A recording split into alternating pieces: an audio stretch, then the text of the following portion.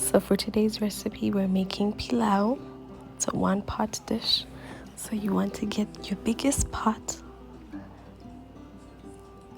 warm up some oil, add some onions, and let that cook. Pilau is a dish that I have grown to love, been raised on, and it's my favorite go-to quick dish. So you can see I just want my onions to be just perfectly brown, not too brown, not too overcooked. So while they cook a little bit, almost halfway cooked, I add some garlic paste, some ginger paste, and let that cook together. I like to do both for that extra flavor. A lot of people just do garlic paste, but I like garlic and ginger paste. And yeah, so now I'm just letting that cook together, just perfectly integrate. And the reason I don't like to add that at the beginning is because I find the onions burn or the garlic burns too much. So I have added some pilau masala. Now I'm adding some curry powder. I don't know why I like to do two kinds of curry powder, but I think both of them add an extra flavor. I add some cumin, lots of cumin. I love cumin. Then the other kind of curry powder. Now this kind, it's a little bit spicy, so I let that cook together. I also realized I didn't record myself mixing it together, but I let it cook. And yeah, it just made a nice brown paste. So later on, I realized that the seasoning was a little bit too much. But the base of any good pilau is that the spices cooking all the way with the onions.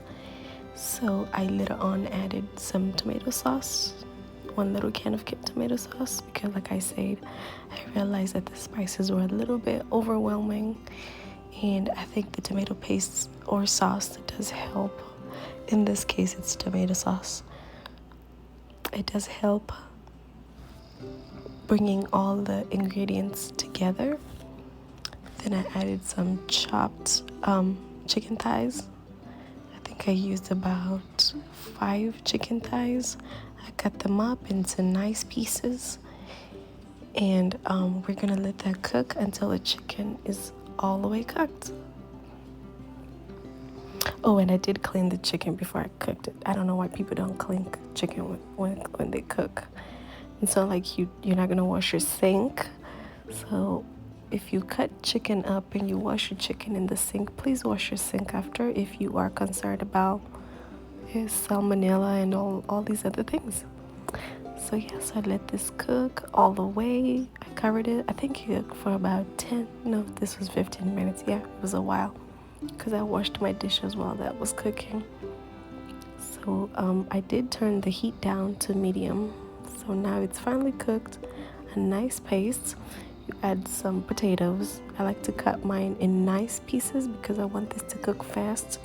And I also realized that they cook all the way and they cook better if you cut them into nice cubes. So I think with pilau, your potatoes have to cook at least 75% or 80% of the way. Then I added some salt because I realized I didn't add salt from the beginning of the video. I added some salt, and I added some hot water from the faucet, and I covered it and I let it cook. Like I said, I think mine cooked almost all the way because I like to push them a little bit, or kind of like press on them a little bit with a spoon to make sure they're all the way cooked or almost there. So I covered it and I let this cook on low heat for about another 10 minutes. So I think now we are about 25 minutes into the cooking of pilau.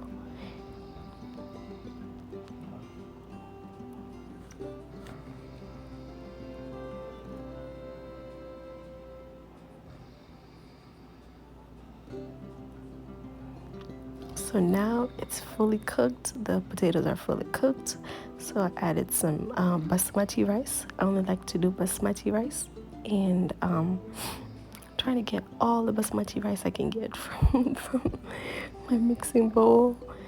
So after you add the rice, you want to make sure that you have enough water. You're not adding too much water. So I think I went ahead and I added some more water because I felt like I didn't have enough water. But then again, with pilau, you have to make sure that you are watching how much water you put in there. So I put the top on, lowered the heat, let it cook for a while. Now I'm just checking and stirring to mix it all up again to make sure that the bottom and the top both cook. Turn the heat down some more. I checked again later on and made sure that I was kind of spreading everything out. So I put the top on for the last time, turned the heat down and let it simmer until it was all the way cooked. And this is my finished product. Although after this I did turn it down some more, let it simmer. When it was cooked, I served with some kachumbari